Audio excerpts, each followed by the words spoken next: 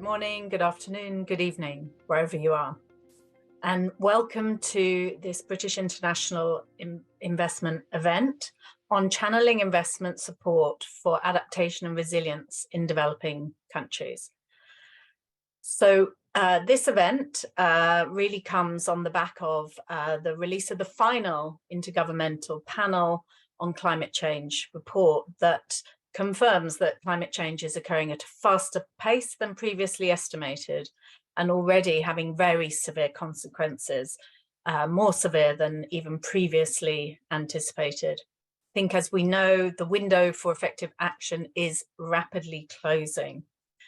And the vulnerability of developing economies is particularly acute, as highlighted by the devastating floods in Pakistan and extreme weather events across Africa. And investment in adaptation resilience is absolutely critical. However, the current shortfall is very significant. According to the UNFCCC, there is a significant gap in the estimated required between $70 to $100 billion per year by 2050 that is needed to finance adaptation and resiliency measures.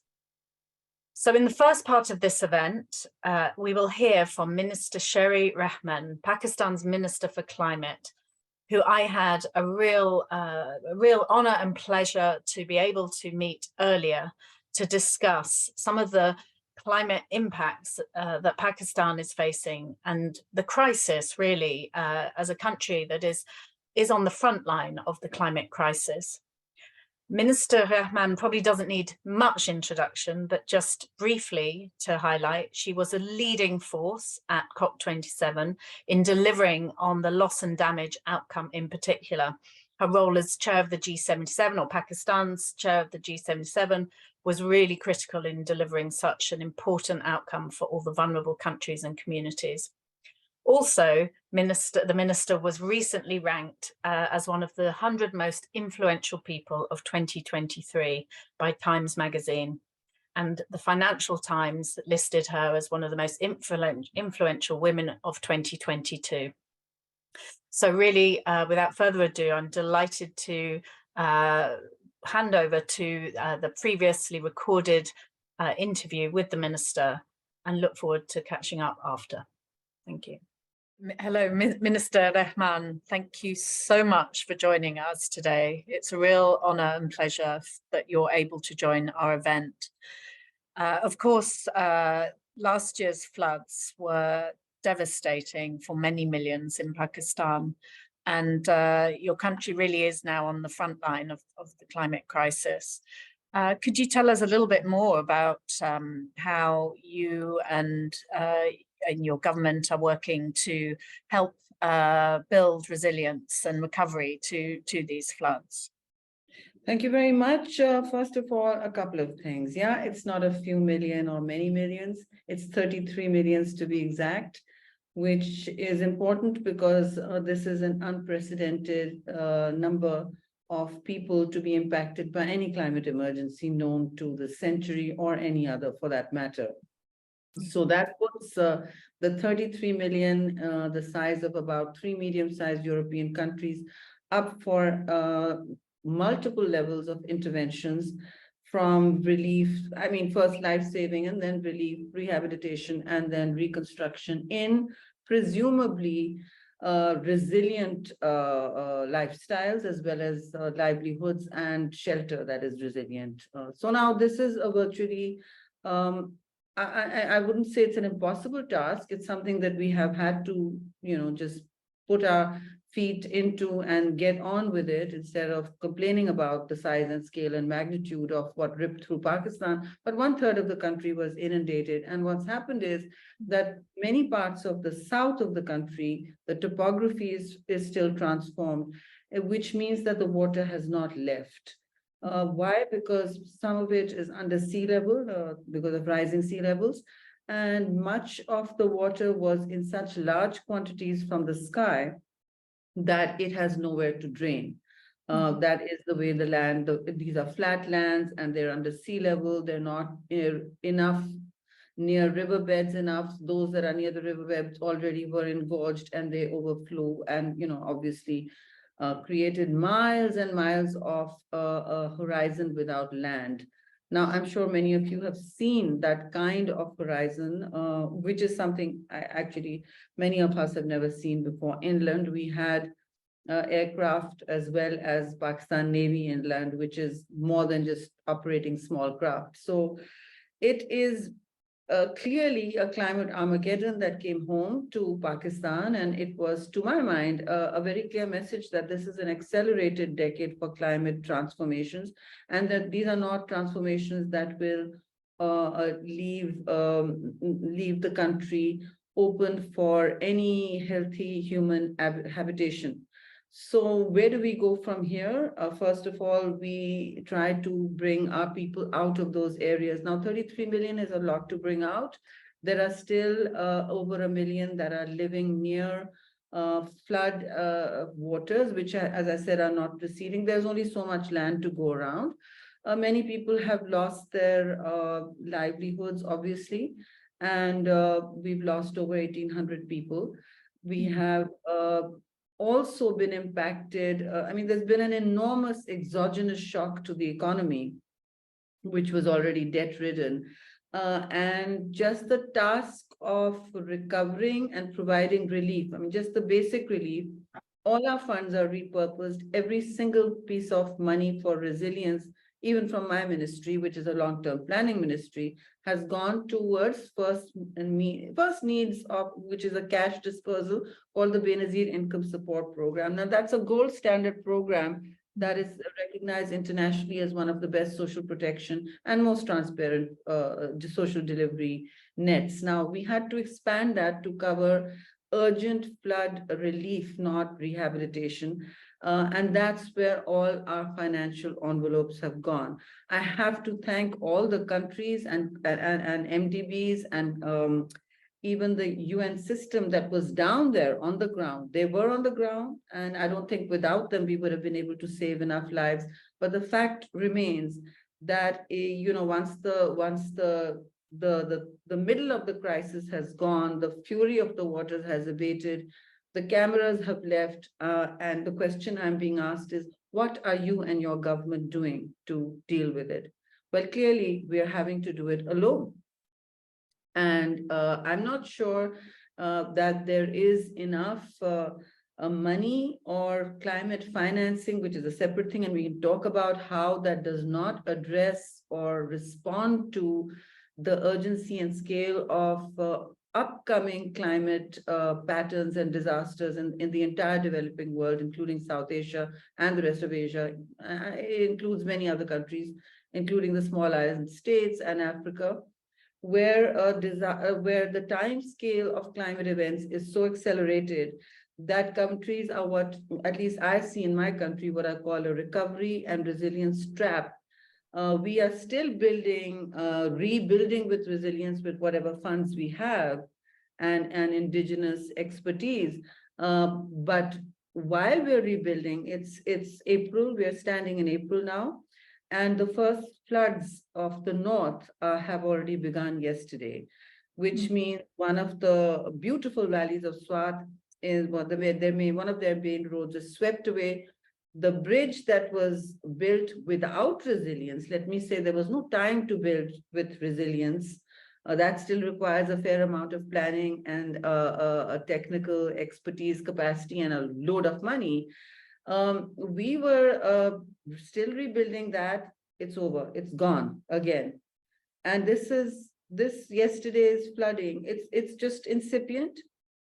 It's in an area that's not, that knows about flooding, which is the north of Pakistan. There we have riverine floods, flash floods, and also glacial melt.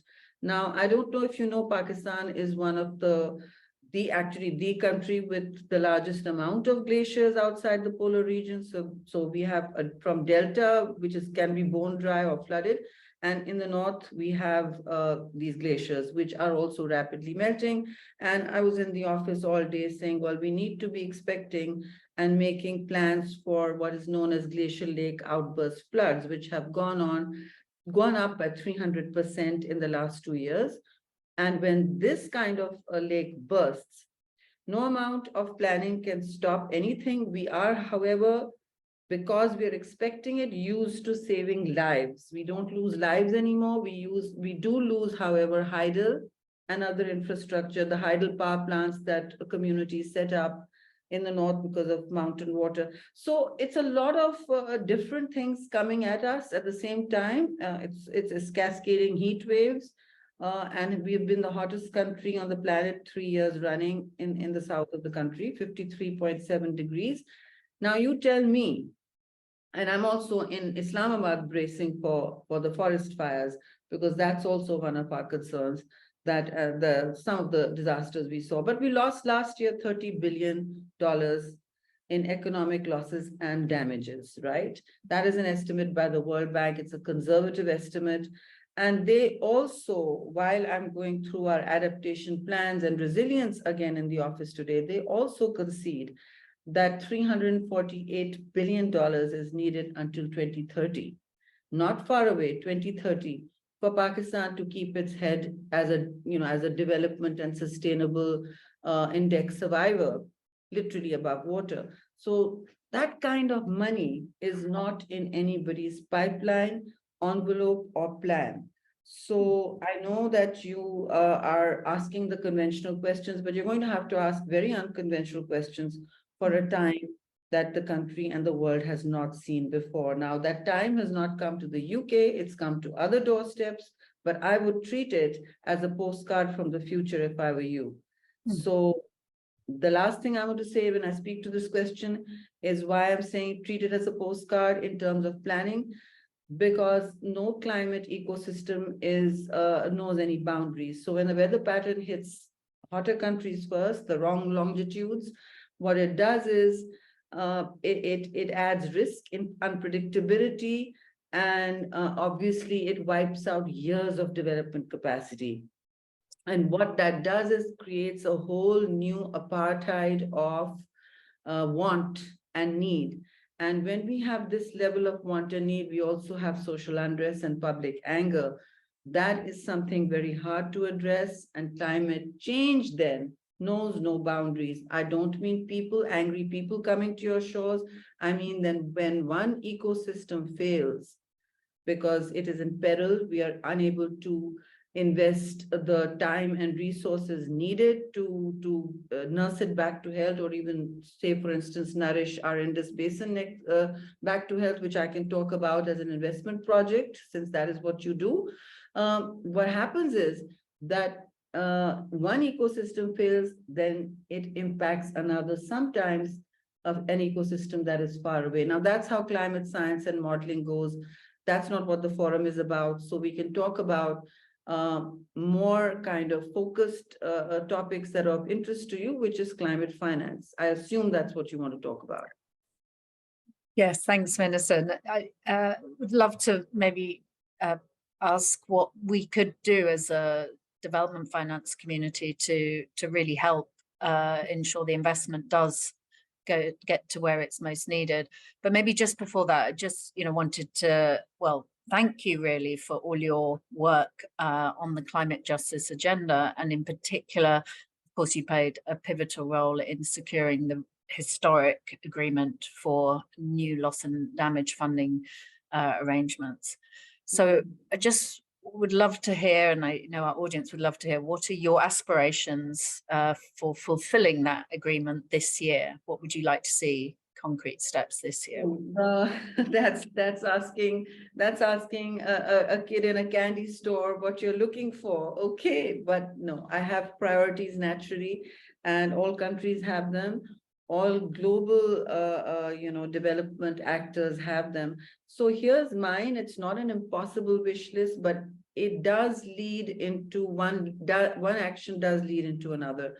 Now, we were told that the loss and damage fund is impossible to get and secure last COP. All right, we stayed until it was over and extended. And I think the stamina and resilience on the ground of other leaders that were part of our G77 caucus, or rather group. G77 plus China is a very large group of countries. In fact, it is a huge majority. And I convinced them to change their flights and stay back and bring their arguments and their own groups. There are LDCs, there are small island states, there are Africans. So there are all conclaves that work together.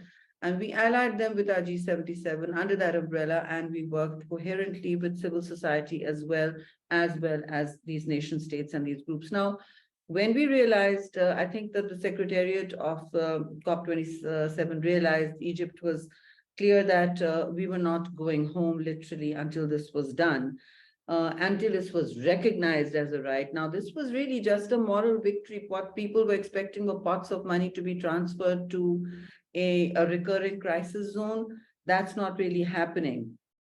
And I did ask, I mean, I did write an op-ed in my country before leaving that please don't expect pots of gold from COP27. It's not a financing forum, but it is where a lot of pledges are made. It is where ambitions to cut down emissions are articulated and where promises are expected to actualize pipelines, right? Now, we've had pipelines in the past, rather funds set up in the past. One is an adaptation fund, global adaptation fund. It hardly yields very, I mean, it's been underfunded. Then you have a climate financing forum. COP is about climate financing at the end of the day. Now, as increasingly as the global South begins to raise its voice and the global North starts to respond, which is mostly historic emitters, you do then have a dynamic which can get combative. And I think that's not what we want, because on a negotiating table, you may be getting, you may have a few points of disagreement and trajectories where you feel that our paths are completely at departure. The point is how to build forward, and building forward requires negotiations and sitting across a table. So being combative doesn't help that. However, stating your case is crucial.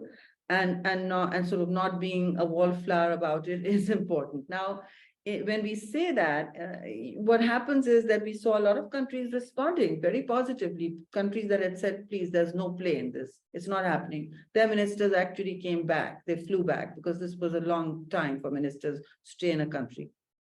And then they changed their minds. Now, where we lost out at COP was the emissions, the mitigation work plan didn't really work out, didn't set the kind of targets it needed to. But the developing world, frankly, the global South had put all its energies and stamina into this because it's important to us. So when that was done at the last moment, through many hours of the night, sleepless hours, and may I say there wasn't enough food or water to go around at the center. So creative ways were being found to get delegations, or what was left of delegations, fed and sort of, well, it just hydrated. I have to say that in the end, it came together, and it was like a rush of faith in humanity and in global leadership, that, you know, when there's a will, really, there is a way. Now, what is that way? You want to know? The committees are very slow to form, and it takes a year before they report back. Pakistan will not be leading the G77 anymore. It's a rotation post, but we hope that the next leader will also be responsive, and we'll play an active role. We have the experience, and we have obviously the stake, the skin in the game.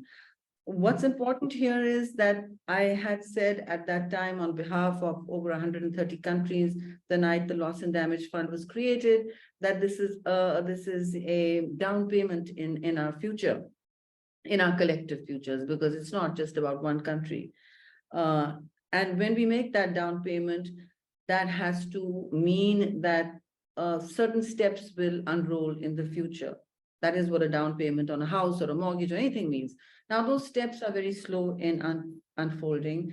They may and they will have to unfold at some point, whether in the form of this fund or in other concessions and facilities that are set up in response to the growing and very acute needs of the global South, which many countries are debt-ridden. And what they're finding is that much of the programs created to deal with or in the name of climate financing that are being addressed or coming down to many of our countries are in the form of more loans.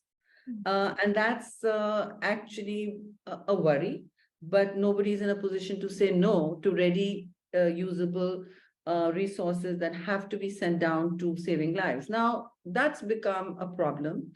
The slowness, the inability of climate green or climate financing to be accessible to a crisis is only actually met by the UN flash appeal system. The UN flash appeal system on its part is completely underfunded. And you can see them, I mean, you can see them wringing their hands and their eyes getting misty when they see the videos from the ground zero of our destruction. And you can see everybody visibly moved. So it's not like there's no lack of emotion. These are not, this is not artificial intelligence making decisions. These are people. So clearly I'm always on the side of human beings here. And there is no money, it seems, in the global country system. It's countries then that feed the UN. It's countries then that feed the GCF and the global, the GEF, the two climate funds that are supposed to generate money. Now, they're all only doing project financing.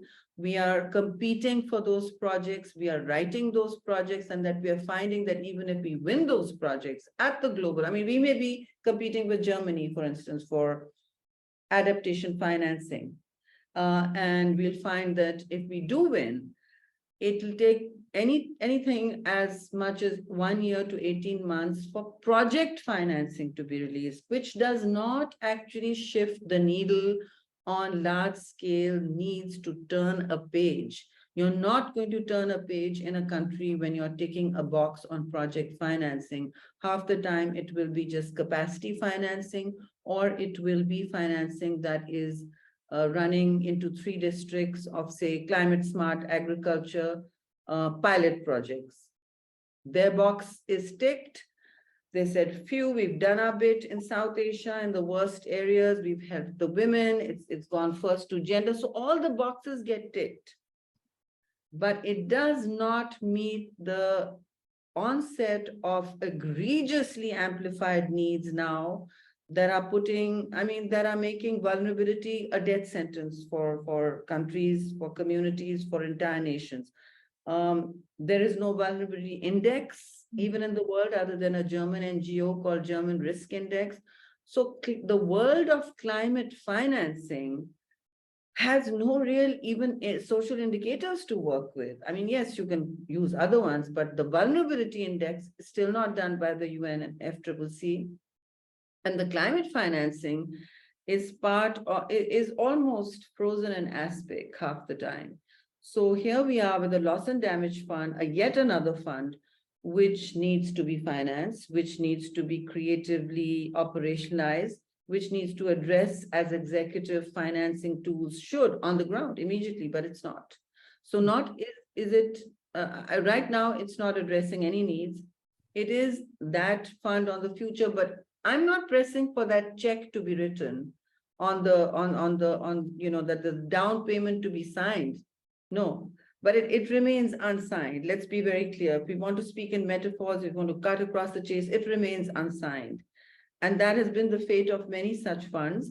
But the loss and damage fund was important to the global south because it recognized one thing. It recognized that the global north has actually, through excessive consumption and overuse of the planet's resources, has created this climate crisis. It's entirely anthropogenic. Please don't blame nature or God for it, as some people tend to. And in this anthropogenic crisis, it has extracted more than the earth right now, the resources are willing to support. What is happening then is that emitters like us, who have less than 1% emission, Africa, which has less than 4%, is facing the consequences. We are paying the rents for, say, another country's irresponsible consumption. And if you're washing your towels too many times, we're paying the rents for that. If you're guzzling gas or burning too much heat and not controlling your CO2 or your methane, we're paying the rents for that.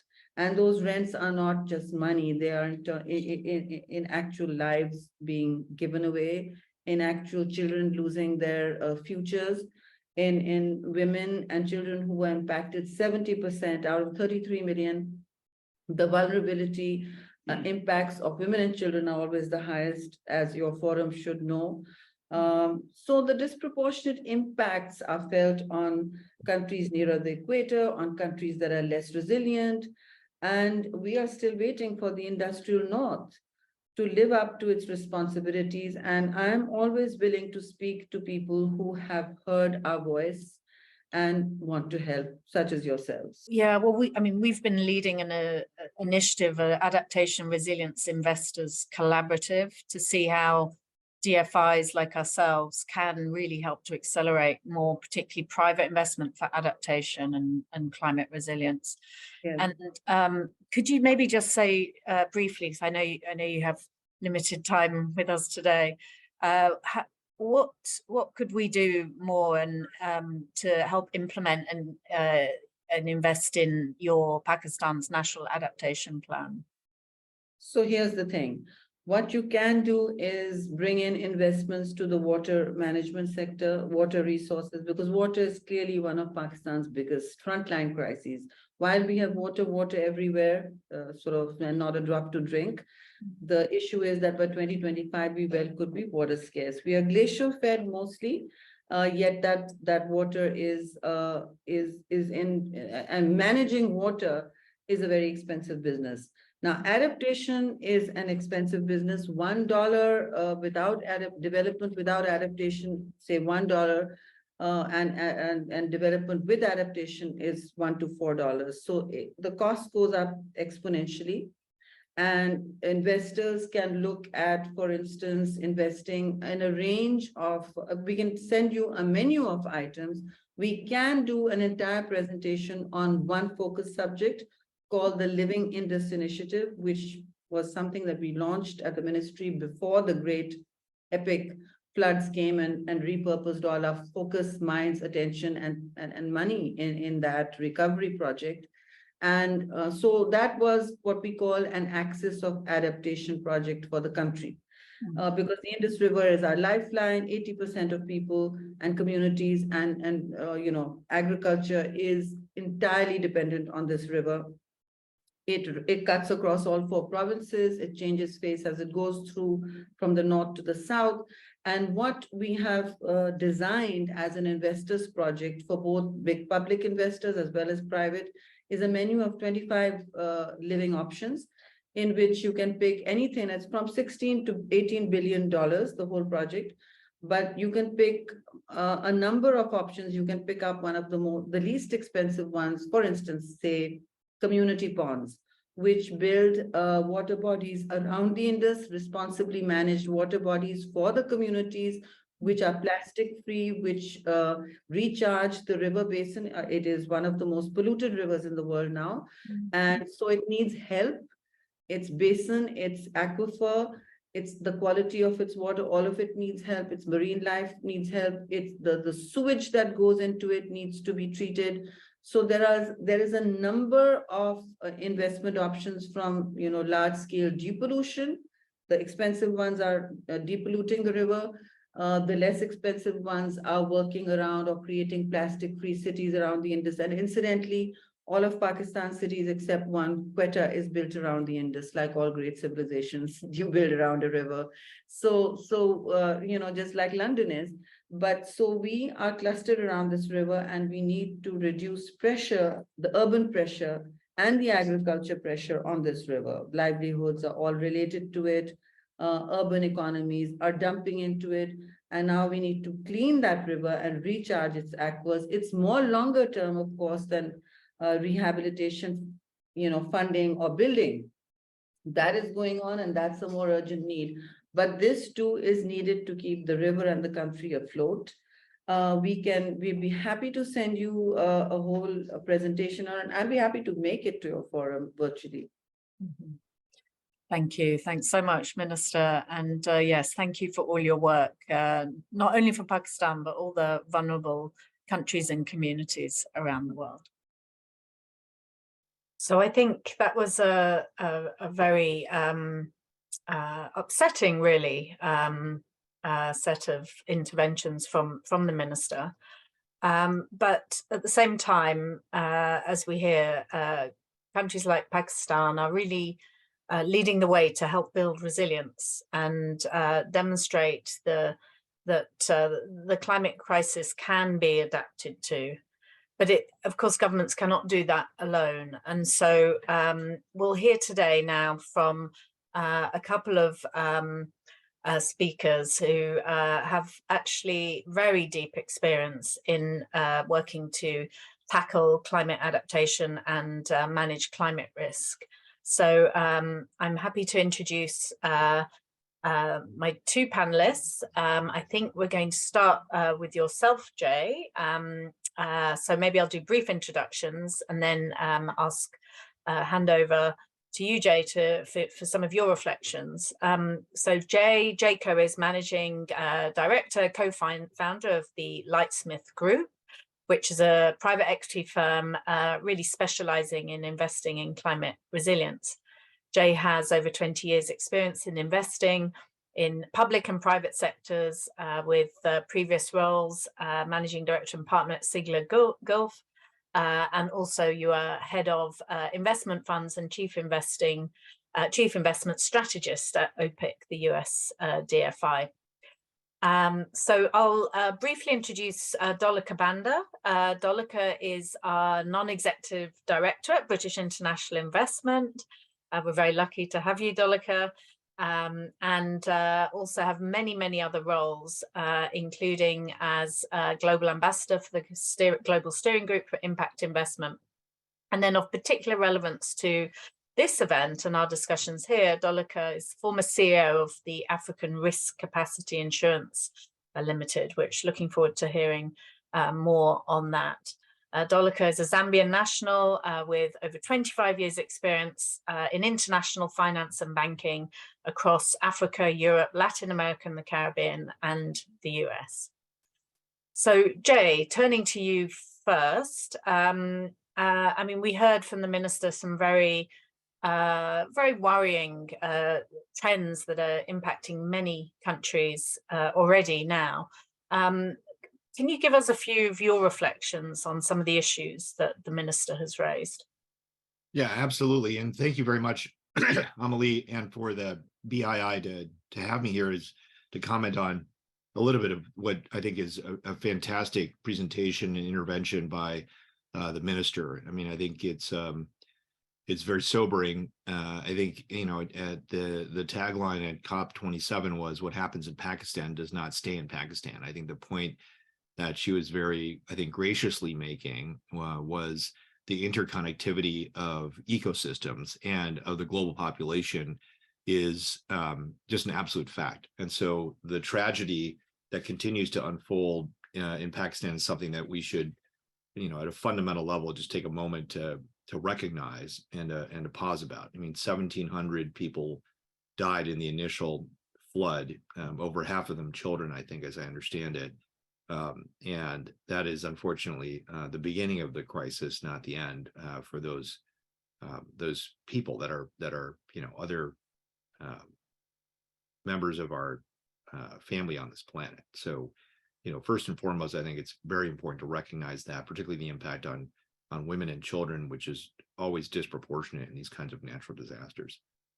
So it's very sobering to think through those things. But my perspective and reflections will come from the point of view of the private sector, right? So Lightsmith, as you mentioned, Amelie, is happily a small contributor to the climate finance agenda, in that it's the first sponsor of the first climate resilience and adaptation investment fund in the private sector. So we manage a $185 million pool of capital that's focused on adaptation and climate resilience, sometimes described as CRAF, the Climate Resilience and Adaptation Finance and Technology Transfer Facility, which is a very long acronym, except for in the kind of, I think, UNFCCC context. But what it really does is focus on technologies that are critical, we think, to build up the capacity in the private sector for both the public and a private sector to kind of deal with this ongoing set of challenges that we're going to be facing, like, according to IPCC 6, forever at this point, right? So the complexity that the Minister is describing, you know, it's just almost mind-boggling to think a third of the country is flooded, and by 2025 they're going to have water scarcity issues in the same context, right? We saw this in Chennai, where one of the companies we invested in, Way Cool Foods, is based. In 2019. Everyone's familiar with, I think, the 2018 Day Zero challenge in Cape Town that was avoided, where the municipality almost ran entirely out of water at the city level. In 2019, that happened in Chennai, a city of multi-millions. But then again, in 2021, there was over a meter of water in downtown Chennai as well. So you have these events now where you're going to see extremes of drought and extremes of inundation and flooding, and then long-term impacts that are happening there. The two things that I would say that struck me as being most insightful from the minister's very, I think, compelling presentation were, one, this idea that this really was a presentation that is a quote unquote postcard from the future, right? So the most important thing that I think we should have taken away from COP27 and the COP process is that we are out of time. Okay, there is an enormous amount of urgency that future generations will charge us with having ignored if we do not begin to act with the scale and the alacrity that is required of this moment in time. We are facing an existential crisis. It's very clear now. The kind of events that we're going to see unfold over the next decade are going to challenge everyone. And it's in our own humanitarian interest, and it's in our own economic interest and our own global interest to sort of face those challenges. So I think this idea that, listen, it's not just, notes from Pakistan, it's notes from the future. This is the challenge that we will look back on. And the question is, how do we meet it? The second point that I thought was very interesting was a very constructive, and I think a spirit of Paris approach that the minister outlined in saying, look, the UNFCCC process is not a quote unquote pots of gold, wish list here. It's about constructive engagement. It's about, building that kind of capacity. So from the private sector point of view, as Amelie, you mentioned earlier, fundamentally, there is a huge gap in adaptation finance, right? And so, mitigation is like moved along the track. We're certainly not on track. I think what'll be interesting in COP28 is whether the global goal on adaptation is achieved. Whether that goal is translatable into private sector digestible data is, I think, a really important question. I think it's a great focus of the Adaptation Resilience Investment Collaborative that you mentioned, Investors Collaborative that you mentioned, Amelie, and a lot of leadership by BII and other DFIs in that context. And so I think the critical question here is, how do you join hands at this moment in time and move forward as fast as possible? And so from the point of view of the private sector, I'd say three things are happening. One, we are beginning, right? We have a private sector fund for adaptation and climate resilience, at least the first one. You're seeing substantial movement in investment on the private sector side. So over $85 billion of capital has been raised for climate change related investments in venture capital and private equity. That's never happened before in the last 24 months. And so there is a moment where we're actually beginning to move. The second point is, unfortunately, you're not moving fast enough, right? The adaptation part of that finance equation is still less than $500 million with an M, not a B, of global climate finance that's tracked on the planet Earth, according to the Climate Policy Initiative. And we're $185 million of it craft. And that's just a drop in the bucket from the scale that we're going to have. And the third point is, we're moving, it's not enough. But the last point is, at the end of the day, I'm a technological optimist, right? And an entrepreneurial optimist. I think that the mobilization of technology, entrepreneurship, the younger generation, and capital towards this problem gives us the best prospect for actually achieving the goals that we need here. And so in terms of that, like, we're investing, to the minister's point, in water technologies in a company called Source Global, for example, which makes solar powered hydro panels. This generates pure drinking water, 6 to 9 liters per day from a panel that looks like a solar photovoltaic panel under almost any set of atmospheric conditions on 100% sustainable renewable basis, just from the sun and air. We announced at COP27 that we were piloting and have now broken ground and begun to generate water in Papua New Guinea on 2 projects involving a women-led NGO and a local municipal water company there, to really move towards a different architecture and to replicate on adaptation for water what we have demonstrated so successfully in electricity in solar, right? So pay-as-you-go water structures and strategies, as we've done pay-as-you-go electricity. So there are technologies that are out there. There are mobilization of capital activities that are occurring. There is this leadership that I would really credit Amelie and BII with in terms of getting the DFIs oriented at this question. Is it fast enough? I would say that's the challenge that we need to meet now. Is it ambitious enough? I think that's the question that will be answered at COP28, and I hope that we all challenge ourselves to do that. Is the private sector aware and awake and ready to act? I think you're seeing that mobilization occur, the beginning of it, right?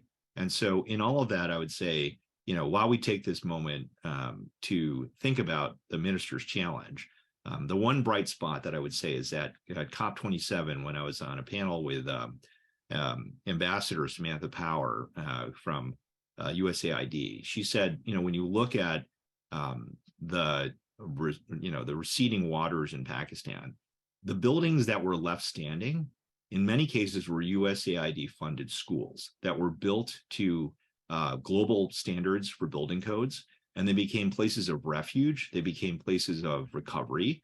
And so when we think about, and I think this is what the minister challenged all of us to think about here, the recovery from this, even the expenditure of whatever happens with loss and damage, and it's well beyond my ken to describe that, the future is building for the future, right? And using technology, using data, using private sector capacity, investing in that, and scaling up the tools that we need for the future. But the other side of it is to join hands and do that, because this will be a global problem, right? This is a global crisis. So in that, I would say I applaud this event and BII's leadership here. The private sector is acting. We're actively deploying capital in craft. We think there's an enormous opportunity for investment and enormous opportunity for entrepreneurs and technologists. And to any young folks that are tuning in today, I would say this is the challenge and the opportunity of many generations. And so we're doing our part to mobilize capital for it in technology, and very much appreciate the opportunity to respond to the minister's challenge today. Thank you, Jay. And I think, as you say, we need to do a lot more. We need to move faster. So I'd love to come back with some follow-up on that in a little while. Just before turning to Dolika, just to remind people that we will take Q&A. So if you do have a question, please put it in the Q&A chat on Zoom. So Dolika, thank you so much for joining us today. As I think Jay said, we heard some very sobering words from the minister. Of course, you yourself have been in the impact investing and DFI space for many years now, and also have been leading focus on climate risk in building capacity in Africa. Again, I think as Jay emphasized, we need to build capacity. As we know, this is an ongoing challenge, an ongoing agenda. It's not a one-off investment that needs to be made, but rather a continuous process. But of course, that can also create opportunities if they can be realized. Could you maybe tell us a bit more your experience on this agenda and what you think is now needed from DFIs and the impact investing community? Thank you very much, Amelie, and it's a great pleasure and a real honor to be here to speak to this community of collectively interested parties in terms of, I dare call it a tragedy. It's a global tragedy, and I don't think we should be pretty about the language we use to describe it.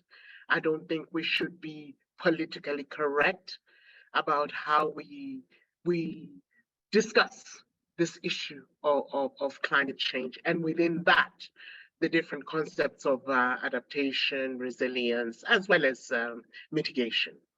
So, and to Jay, I say, Jay and his team, Lighthouse, great work and kudos, but it is not enough. It is not enough. We heard from the minister today from Pakistan, a very, we say compelling story in literature, but it's a story of human beings. And we sit here and we have to ask ourselves, how do we move this conversation from the boardroom to the boardwalk, if I can put it that way?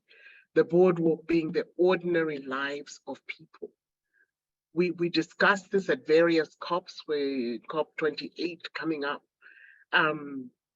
but it is still a discussion. And so my plea is, this is real, this is urgent, and we need to be pragmatic. This is an existential problem in terms of the global balance. So having said that, I think that mitigation and adaptation are the big spends in terms of how do we go forward. But to me, sitting in Africa as an African woman, and there is that nexus that has been spoken about both by Jay as well as by Minister Rehman around the nexus between adverse climate events and gender, the role of women. Of course, our young youth, boys, female are all affected, but there is a particular nexus that is very, very distressing around climate issues and the gender agenda. And therefore, I think that mitigation, adaptation are all very important, and they are the big spends in the world of investments. But I do believe that resilience is the only and the biggest outcome that we can aim for. They are all part of a continuum, but I think we tend to discuss them in silos. We have a group that deals with adaptation, a group that deals with resilience, and a group that deals with mitigation. I posit that we need to integrate the continuum and seek a solution that moves across the solution of A, R, and M. For me, resilience is the measure of impact against which we will all be and should be judged. It does not matter how much we all commit in dollars to building the new state-of-the-art bridge. The real measure of success, Amaldi and team, is, was the bridge built? Did the money go out the door? And were people able to cross it during a tropical cyclone? Was it usable? Was it sustainable? And did people survive as a result of that bridge that we built? I think the analogy of the bridge has been used by both the minister and I think Jay at some point. So historically, from my perspective, with all of the efforts that are being made, I think we need to be conscious of the fact that such global challenges have required unprecedented public-private partnership solutions. We talk about it, but have we actually found a way of implementing it? It needs to be new, it needs to be different, and it needs to be selfless and agendaless. So it is not about the private sector, it is not about the public sector. It is about how do we move together and find solutions together so that we can serve the people. So it is private, it is public, it is people, and it is planet. The 4 Ps cannot be discussed in different boardrooms, if I can put it that way. Now, and I think I also want to emphasize one thing regarding the urgency of the matter, and that is that these problems know no geographic boundaries. We may be separated economically and developmentally, but we are integrated emotionally, socially, and aspirationally. So if I cannot make a living and provide economic opportunity for my children in my country, I will risk my life and take on any illegality to go where I think I can provide a future for my children and future generations. And therefore, the problem we face to solve is complex. It is of significant size, it is financially and and has an socially impactful. But unless we really come together, we are the same people who solved the COVID problem in 2 years. Is it a matter of will or lack thereof? Because we know that when we are faced with a crisis, we can come together, we can commit, we can do what needs to be done in order to solve the problem.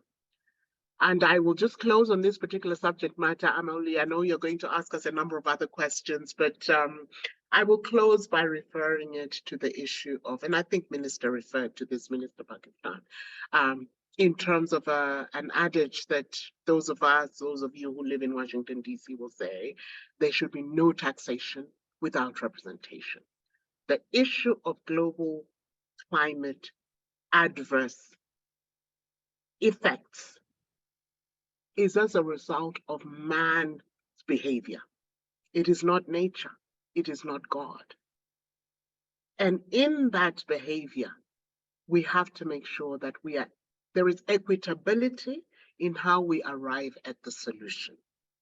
And so the plea that will always come to all of us around this table is, we as developing countries, I say we because I'm sitting in Africa, are now being told you cannot emit, you cannot go industrial, you cannot use coal, but at the same time, we are going to buy your purity, your virginity, excuse my language, in order to reduce our culpability and allow us to continue to do more of what we've previously done, whilst we ask you countries to just stay still and keep your purity. I think there are some hard conversations to be had. There are some hard conversations to be had. There's partly private sector that needs to engage. There is a public sector dialogue that needs to happen. And there is an honest to goodness conversation that we need to have about, is this a global problem? Is this a shared problem? And how do we make the solution a shared solution? Let me leave it there, and I will contribute during the rest of the conversation. Thank you, Amanli. Thank you, Dolika. So yes, I have, and we have some really good questions coming in the chat, but I have a couple myself to you both. And I suppose one, in fact, it reflects one of the questions as well.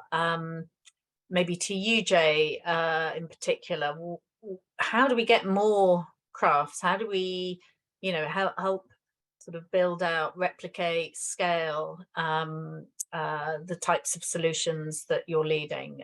Because as Dolika emphasized, just one fund is clearly insufficient. So maybe what would you share to some other potential investors? What lessons and what advice would you give now to them? So it's a great question. Thank you for suggesting it. And I'd say there are three really simple answers for that. One is the really practical one, which is just do it, right? I know that's very easy to say, and it took us a long time to capitalize, to get to first close on the craft fund in 2019, and then to get to final close, and then to crowd in a bunch of capital from the private sector using blended finance. And I think that's a great tool that's been used, but just do it, do more of it, right? There was an initial, first renewable energy investment fund in developing countries, and that now has resulted in multi hundreds of gigawatts of renewable power and the cheapest source of energy on the planet Earth at this point, right? So there is enormous potential and scale if we just do it, right? So I'd say number one, everyone's made these commitments at the DFI level, at the MDB level, to scale up climate finance for adaptation. We should just start executing like crazy. And I think we're running out of time. So the one thing I would think is a useful way of thinking about this from the point of view of risk and return, because I was the CFO at what's now the Development Finance Corporation of the U.S. DFC, and risk reported to me, and we always did like credit analyses and so on. And the assumption that business as usual versus the risk you're taking for new strategies is relatively static is no longer true. right? What business as usual, the trajectory we're on in the adaptation and loss and damage context, what the minister is really saying is that business as usual is going to get very, very bad, very fast, okay? If you take seriously at the visceral level, not just intellectually, IPCC 6, the amount of potential human suffering and impact on biodiversity, impact on the economy, if you don't care about either of those two predicate issues, is going to be enormous and ongoing forever now. So the result of waiting around and just not taking risk is going to be very bad. So your risk return threshold is comparing not against like a static environment, which is what we traditionally think about business as usual. It's against a rapidly declining environment. Okay. And so that means we need to act even more quickly, because the risk return, if you just did a mathematical calculation, like we can sit down and do this, on the sidelines at COP or whenever you want. It's as if your credit situation as a credit officer is going to massively decline, and you only need to act now because your alternative is going to get a lot worse. Not static, it's worse. So that's one, just do it. The second point is I applaud Amelie and Eric and other folks, because the architecture to just do it is really important. So the Adaptation Solutions Taxonomy, which is funded by the Global Environment Facility and the Inter-American Development Bank under Amelie's leadership when she was there as well, created a standardized definition for what do we mean by an adaptation company or a technology? What is the scope of what we want to do? And so agreeing what we think is adaptation, which has been a huge challenge for years, and the metrics by which we can begin to measure it, that shouldn't stand in the way any longer of acting. So we need to act, and we need to know what we're acting on. And I think it's that the Adaptation Solutions Taxonomy, it's available at climateasap.org, is a public good. It should be revisited, and it should be implemented. And multiple folks have thought about this. It's consistent with the European Union's Sustainable Finance Taxonomy. I know taxonomy to a private sector person sounds like a horrible ivory tower OECD type of study word, but we need to agree what we're going to do and how we're going to measure it. That shouldn't get in the way of doing stuff, but we should do that. The third point is, and I'm speaking to experts here, is to do exactly what Dalika has suggested. There's no public-private divide here. We need to act as fast as we can. And so in that, the practical way to do that, I think, is to use every tool that we have in the toolkit, right? That means blended finance, like de-risking, make it easier, make it faster, okay? Make it faster. That's the most important thing that I can say here. And then, using TA like we're doing when there's not a commercial strategy to get to SIDS, small island developing states, or LICs, low income countries, right? And bringing the technology, using the time machine, right, to bring back technology from the future through grants, through blended finance, to bring the cost down, because the people that are being impacted right now are the people least at fault for the damage that is being done to them in islands, in low-income countries, in the poorest populations within developed countries. And so we need to use whatever mechanism we can to reach those people. I think from a commercial standpoint, we can scale capital. We need to prove the case that adaptation is an investment thesis. We think that's true. We're seeing that right now in all the portfolio companies we're investing in. We've made 3 investments so far. They're all been marked up for investors, which we're happy about. But the point is, we really need to join hands and use all the tools in toolkit, right? So one, just do it. The alternative is getting worse. Business as usual is not a straight line. It is a rapidly descending problem, right? Number 2, let's agree what we're going to do. We have taxonomies for that. And number 3, we should use blended finance and other activities to accelerate as fast as possible. And that's the last point. Like, I don't mean to say this is just there is a huge amount of damage and risk that's going to happen. Okay, that's a reality, and it's a humanitarian tragedy. But for technologists and entrepreneurs and investors, this is also an enormous potential opportunity. And if we structure it that way and we use the tools in our toolkit to make that happen, we can do that very, very fast. Okay, let's do that. Thanks, Jay. I'll probably come back, and I see there's a lot of questions coming in the Q&A, very similar to some of the points you raised around the role of TA, of blended finance, and maybe come back to that in a minute. But Dalika, I mean, so Jay mentioned, of course, the need for recognizing the future is no longer going to be like the past. And of course, when we look at the insurance sector, used to always be based on historical data, but increasingly now it's recognized that you have to look at future scenarios, climate scenarios, and bring that into the solutions. And of course, you were really, you were CEO of one of the pioneers really of looking at that, the use of parametric solutions with the Africa Risk Capacity company. Could you say, what was your experience with that? It was obviously quite, I think, from 2016 you were CEO there. What was your experience in this sort of pooling of risk that to a large extent represents everything we've been talking about, and bringing public or blended finance to help do this public-private sharing? Would love to hear more your insights on ARC. Thank you so much, Emily. And that was probably one of the, in this scheme of the conversation around climate change and what we do in terms of looking for solutions, probably one of the best parts of my career. So the African Risk Capacity, as you rightly said, using parametric insurance to look at not what the past has delivered us, but use the past data to figure out what does it look like in future in terms of the impacts of the different climate-related adverse events we might get, whether it is drought or tropical cyclones, storms, etc., the impacts of El Nino, El Nina, and how do we use market-based instruments and data, metadata, to try and model that risk? And Jay, you spoke to sort of blended finance as different ways of dealing with this.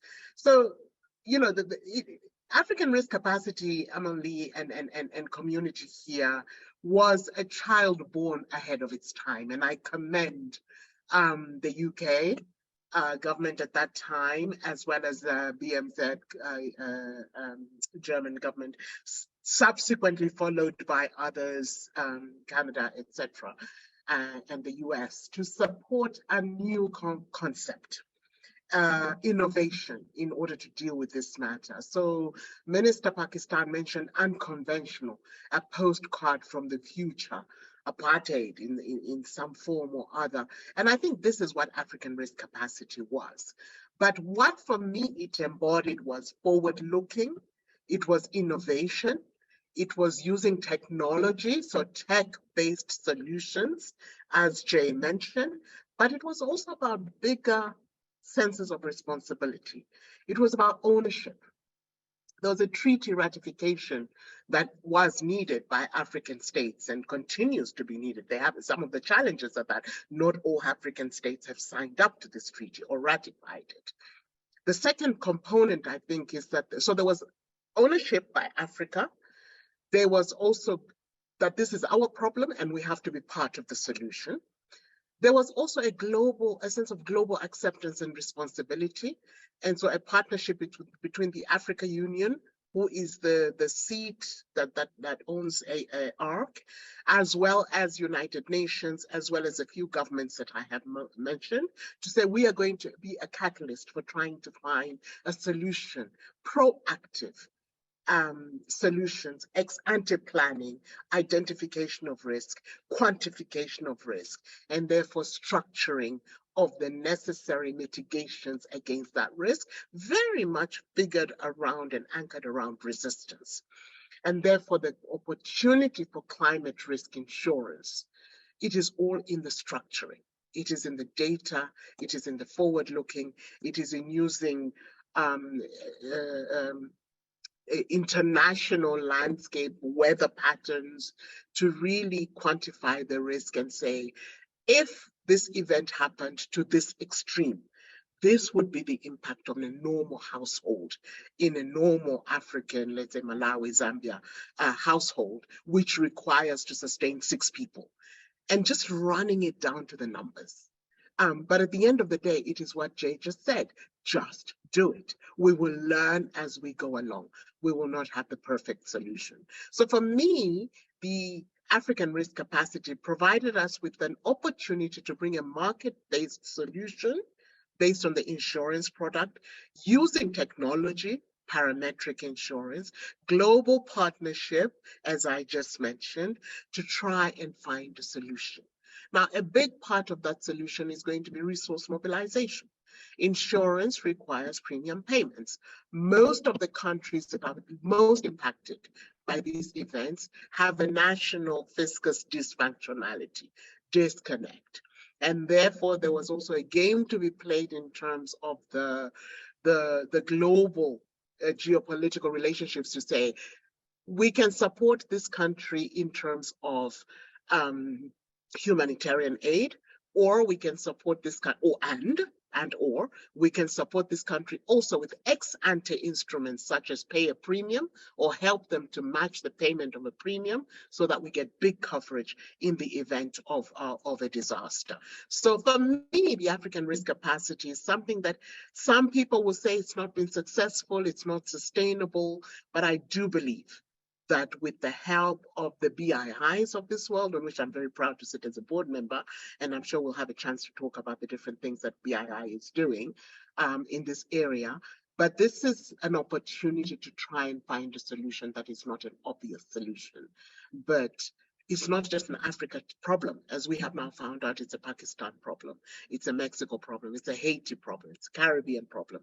There is an ARC equivalent in the Caribbean, in Asia, South Asia, East Asia, Africa. So I think we really need to galvanize around these possible solutions, but be very innovative, be very open-minded, and be open to losing some money. And that also means looking at the instrument that Jay spoke to, the narrative on the perception of risk of insuring these risks, the narrative on de-risking or credit enhancing using blended finance opportunities, the narrative to demonstrate business case and financial sustainability, the role of education, somebody mentioned technical assistance, and awareness across the mitigation, adaptation, and resilience aspects. And then I would say there is two last levers here, and I'll hand it back over to you, Amal Lee. One is the governance of impact and the impact of governance. Where a lot of us talking about impact. What do we mean when we talk about impact? So when we make those announcements, when we put out those dollars in donor funding and programs and so on and so forth, do we hold everybody accountable on how that lost dollar has been spent when disaster strikes and the impact that it has had for the end beneficiary? Secondly, I put out there a question. Should there be tax levers, tax incentives for people who are resolving global issues, the loss and damage issues, which are hard to quantify, hard to insure, the issues of Jay's company that they are dealing with? What are the tax levers that we can use globally to encourage these sorts of institutions and innovators to help us resolve this global problem? Spoke a lot there, but thank you for your indulgence. Yeah, thank you. And I think, yeah, as you say, ARC really was ahead of its time. I know it was ARC, and I think the CRIF in the Caribbean. I remember looking at both of those when I was advising the UNFCCC on how to help scale climate finance in this area, and sort of looking at those as really quite exemplary because they bring so many different dimensions. As you say, it's about recognizing ownership, and ownership in a way that is about building and owning the resilience, if you like, but recognizing also the criticality of this partnership, global partnership, to help manage risk, and the use of blended finance in particular in that context, working with the insurance sector. So a real public-private partnership. And maybe I've seen a lot of questions coming in around blended finance. And so maybe we'll come to you in a minute, Jay, if you could unpack a little bit more this issue of blended finance. But I just want to sort of highlight a little bit of what we've been doing. You mentioned, Jay in particular, because you've been involved actually in many of the working groups and discussions we've been having under the ARIC, the Adaptation Resilience Investors Collaborative. And one key part of that has been to look at how we develop more investor relevant metrics, because I think, going to your point, Dolika, at the moment, the global sort of measurement of adaptation is around finance as an input metric. And we really need to move now beyond that to recognize the need to assess the both outcomes and impact ultimately in terms of building resilience and enabling adaptation. And so a lot of work underway in the UNFCCC, particularly around this global goal on adaptation. But also, I think, given we must get on and do it, and particularly the investment community has clearly a role to play, important that we're moving in parallel to develop some of our own insights as to what we can deploy from an impact investing context to help better measure, but also critically then help better direct and guide what we do as impact investors. I mean, I just want to flag one more element that we at BI have been working on and refer back to. I mean, this issue of mobilization has obviously been a big focus in the Addis Ababa Action Agenda, looking at mobilization for infrastructure. Of course, looking at the Paris Agreement, how we get from the billions to trillions in terms of climate finance. And when we look at mitigation, there's been a lot of focus around these just energy transition partnerships. And those now are progressing in many countries now, particularly big middle-income countries that are quite reliant on coal.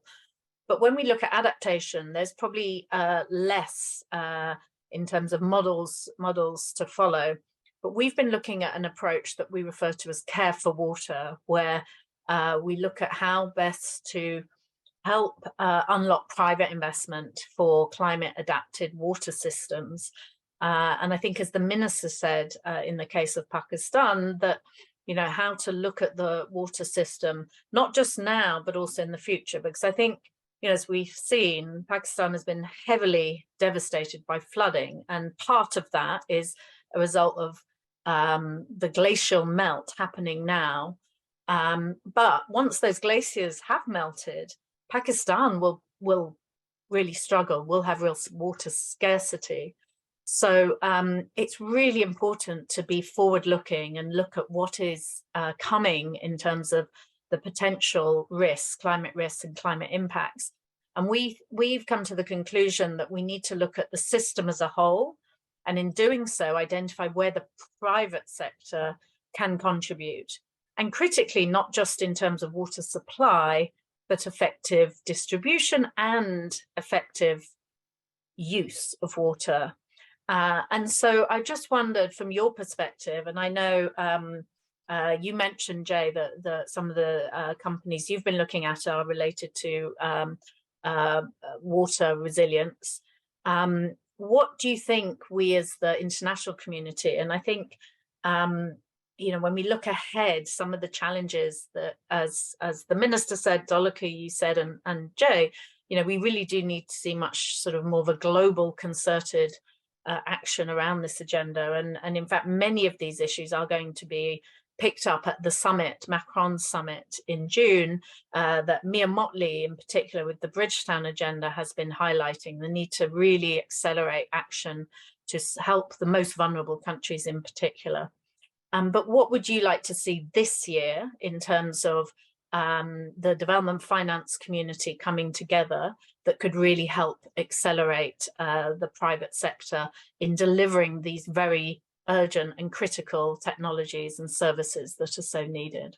Well, thank you for the question. I think I try to answer it very quickly, because I know we're limited on time as well, in two ways. The first is much more deployed ambition, right? There's plenty of ambition out there. There's enormous amounts of human resources in all these organizations. There's capital. I think the kind of recent spring meetings and the change in leadership, which I view as very positive at the World Bank, as being very constructive in the climate context. And I think the emphasis that is now being placed on implementation, right? I can't believe it's taken us till COP27 to have an implementation COP, but the point is we need to turn that into actual dollar flow now, right? So the number one thing here is, instead of just talking about how there's this big gap in adaptation finance, let's just start deploying capital, because the alternative, again, is not like it's okay, it's a straight line, or it's a slowly declining problem. It's a rapidly declining alternative. Business as usual is massively maladapted, if you want to put it in the policy context, right? And so we need to act really quickly. So I'd love to see real firm commitments and disbursements, or like commitments this year and disbursements tracked by next year in adaptation finance, particularly in engagement with the private sector. And the point of blended finance is at least a first step in that direction. Can I just quickly, Jake, a couple of questions around that. So what specifically do you think blended finance should be doing? You know, that is relatively scarce. There's not a massive bucket of... I would say two things really quickly. One is super scaling TA. So you can actually bring technology and test it in lots of places. We don't have time to waste anymore. The typical way that we would pilot technologies under a business as usual scenario would be like a $500,000 project, then $1 million project, then a $2 million project. And by the time it gets to 2030, we're at like a $5 million project. We don't have that time anymore. Okay. If it works at a $500,000, we should deploy 10 million of it immediately to people that are getting impacted right now. Okay. So that's one suggestion. Like the time machine that we're talking about here is just rapid acceleration of deployment of capital. That's one. And where it doesn't have a business case in very poor countries, give them the technology. There's no return on humanitarian aid. This is the pre-humanitarian aid piece of this, right? They're going to run out of water by 2025. That's what the minister from Pakistan just told you, after being flooded out and still a third of the country is underwater. There, you know, there's no time left. So the kind of like brute force piece of it is, that's part. The second point is, in terms of blended finance, it's like catalyzing as many possible strategies as you can. Like the blended finance is not going to solve this problem. Okay, blended finance is going to pilot the solutions to solve this problem, just like blended finance is not solving the mitigation problem. Okay, it was the Kickstarter to get us to a point where we now have the cheapest source of energy on the planet being solar. Okay. We needed that kickstart, but if that didn't become the case, that there was not a sustainable long-term, pure, cynical, capitalistic business case for that kind of energy, then it would not be sustainable. We don't have enough government funding or any funding to do it. So the point of blended finance is to get to unblended, to get to finance, to unblended finance. And so that, you know, in that conceptualization, I would love people to focus on things like the adaptation solutions taxonomy. I think the focus on water, Amelie, is brilliant because it's critical. It's the most obvious. It's the most important. 70% of freshwater usage is for agriculture. They're inherently tied together. You know, water scarcity equals, you know, food insecurity. Food insecurity equals instability and migration. Okay, so even if you don't really have a humanitarian bone in your body, you should have, you know, your own enlightened self-interest in acting here. So I would suggest much more deployment of capital, particularly against, you know, piloting and deploying water solutions. We're doing that right now as part of the focus of craft here at Lightsmith. But I would also suggest that we should just try lots of different things now. We don't have enough time, right? You know, the asteroid is coming. We need to prepare to deal with it, right? So that's kind of my, you know, I hate to harp on this urgency point, but we need to do that. The last thing I would leave you with is, there's a bunch of questions in the chat about how this needs to be a public good only and there's no return on adaptation. And I think that there are absolutely pieces of this that are going to be public good only. Okay. But that being said, there is an enormous investment opportunity and technology opportunity, right? No one woke up today and went to the store to go buy a loaf of adaptation. And nobody, like, you know, tuned into this Zoom by like using adaptation credits, right? What you did was you tried to get food that's resilient and low carbon, and you got energy that's resilient and low carbon. So baked into every single part of our society going forward, without a choice, we're going to have to be adapted and low carbon. All right. And we're going to get to that solution set one of two ways. The first is in a really horrible, jagged humanitarian disaster repeat experience way. And the other one is with a little bit more premeditation and planning and cooperation and engagement and the effect of technology and capital that actually enables us to get to a future that we will be a little bit less like shocked and horrified that we're giving to our children and their children. Okay. And that's what I think has to happen. But I think focus on water, focus on deploying capital very quickly, and let's try lots of things, right? There's no time to waste on the other side of it. Yeah, I think I think absolutely. I mean, water is obviously essential to pretty much every sector as well.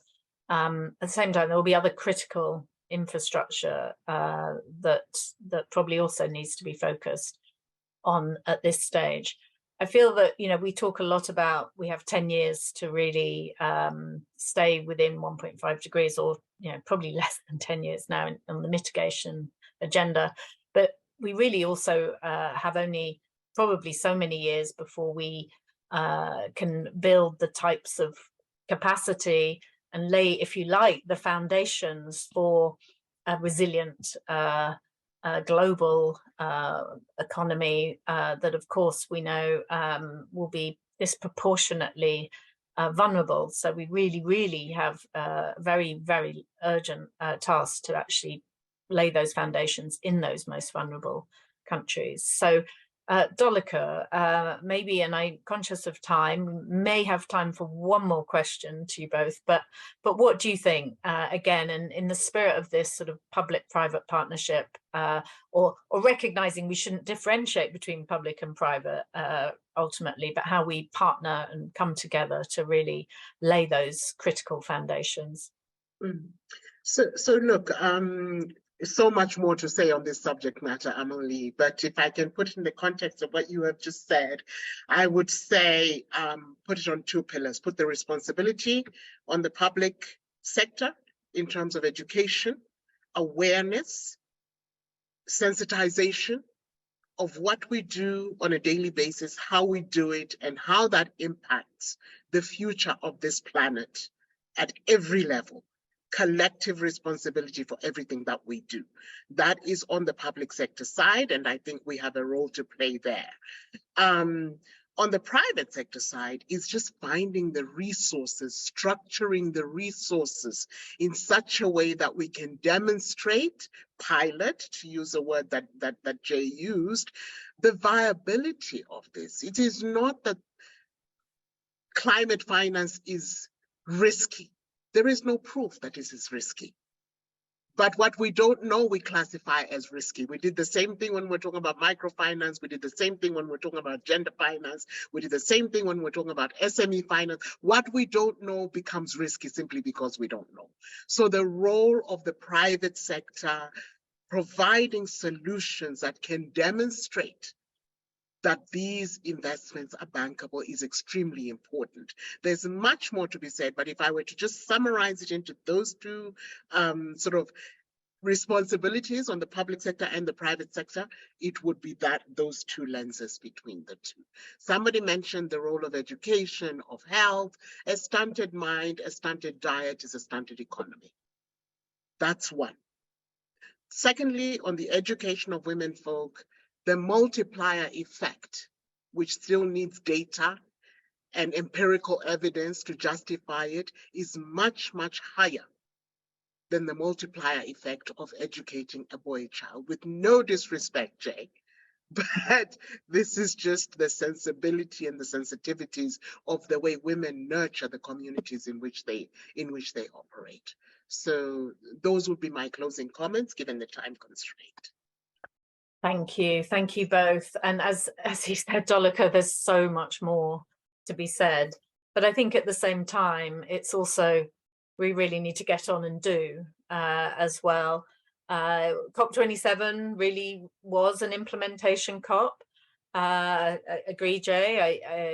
It sort of seems remarkable that was the first implementation COP, but in reality, I think what it really refers to is that it's acknowledges the time to accelerate the implementation, particularly not only on the mitigation agenda, which of course is critical, particularly to help countries with a just transition out of coal in particular, but also very importantly to lay those urgently required foundations for climate adaptation and resilience in the most vulnerable. And there will be many, many solutions that need to be brought to bear, some by governments, some by the private sector working alone, but perhaps most of them will require very strong and deep public-private partnerships. So we clearly have our work cut out for us, and I know we at BII, we're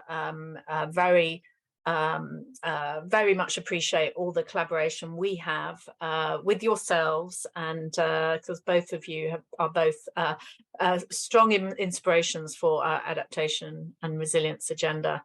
And also, once more, thank you to the Minister, who I think brought a very stark dose of realism to our considerations here when we focus on this really critical challenge.